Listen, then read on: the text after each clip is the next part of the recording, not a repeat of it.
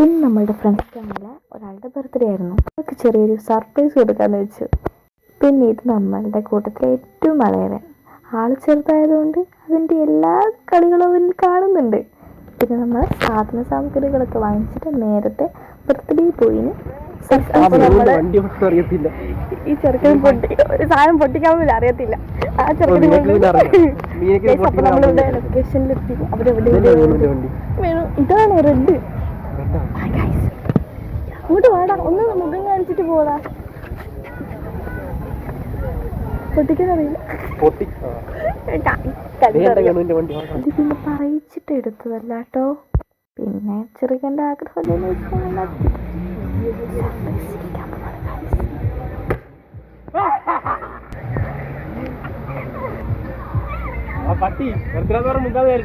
കാര്യം പറഞ്ഞ കറക്റ്റ്. അവൻ മുങ്ങാതൊന്നും ഹാപ്പി ബർത്ത്ഡേ പറഞ്ഞാൽ പോയിക്കത്തുള്ളൂന്ന്.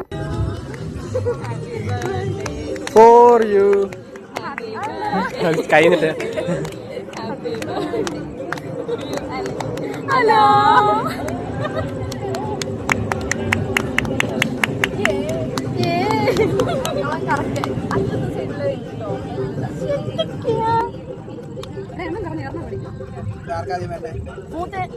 ചമ്മി വായി തുറന്നിട്ട് പോയി കിടിയോണ്ടതിനകത്ത്.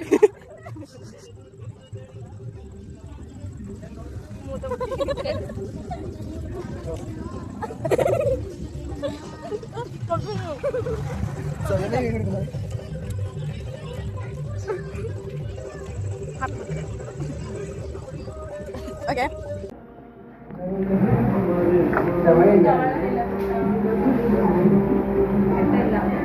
അപ്പൊ നമ്മള് ഇതാണ് ബർത്ത്ഡേ പോയി കാണിക്കാൻ പറഞ്ഞു.